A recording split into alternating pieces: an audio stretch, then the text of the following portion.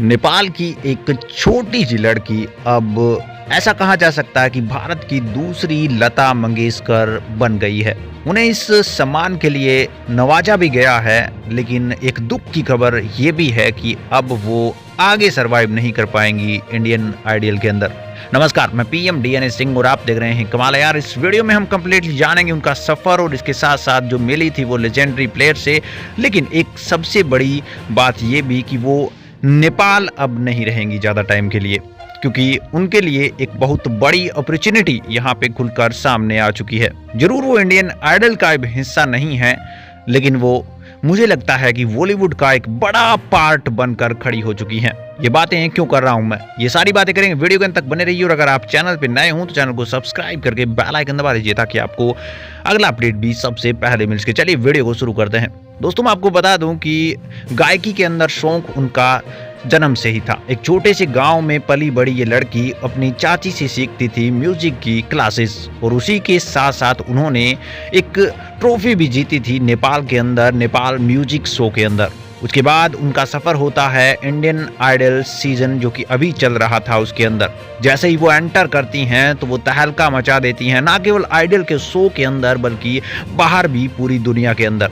और उनके तहलके का आप एक सबसे बड़ा उदाहरण ये भी दे सकते हैं कि जो सल्लार मूवी आई थी उसके अंदर उनका सॉन्ग था, वो भी बैकग्राउंड म्यूजिक, यानी कि पूरी मूवी के अंदर जहाँ पर भी कुछ ऐसा सीन्स बना वहाँ पर उसका गाना बजा था।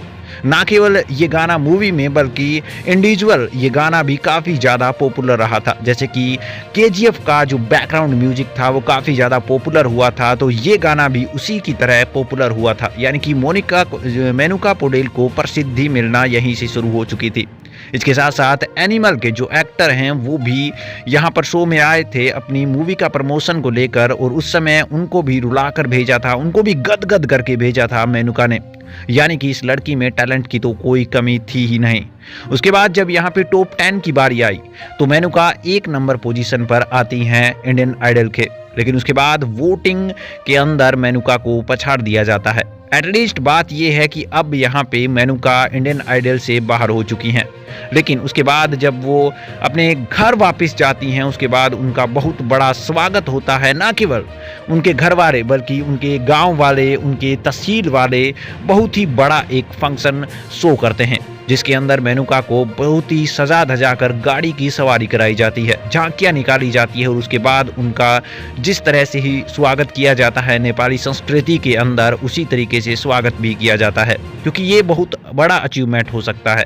इंडियन आइडल के अंदर उन्हें लता मंगेशकर सेकंड के नाम से पुकारा गया, तो मैं कह सकता हूँ कि अब नेपाल को भी एक यहाँ पे लता मंगेशकर मिल चुकी है। उनकी आवाज़ में वो जादू है जो कि हर किसी को लूट सकता है, हर किसी को मंत्र मुग्ध कर सकता है, और यही कारण है कि आज यहाँ पे मेनुका पौडेल के चाहने वालों की संख्या दिन प्रतिदिन बढ़ती जा रही है। आपको याद होगा जब मेनुका इंडियन आइडल के अंदर गई थी तब उनका शायद इंस्टाग्राम अकाउंट था नहीं, और था तो उनके ऊपर 1000 फॉलोअर्स भी नहीं थे, लेकिन इतने ही दिन के अंदर 113 के फॉलोअर उन्होंने अचीव कर लिए हैं सिर्फ इस शो के दम पर। तो आप सोच सकते हैं कि आगे ये कितना बड़ा कारनामा करने वाली हैं। सबसे बड़ी बात ये है कि अब ये शायद बॉलीवुड का बड़ा हिस्सा बन सकती हैं, क्योंकि इनकी आवाज़ में इतनी मधुरता है कि उन्हें गाने मिलना कोई बड़ी बात नहीं है। अब अपकमिंग मूवीज के अंदर इनके गाने आपको सुनाई दे सकते हैं। क्या आपको भी ऐसा ही लगता है? अपने विचार कमेंट सेक्शन में जरूर लिखिए। चलिए आज के लिए इतना रखता है, कोई नया अपडेट मिलता है फिर आपके सामने हाजिर होंगे। वीडियो को लाइक कीजिए, शेयर कीजिए, और अगर आप चैनल पर नए हो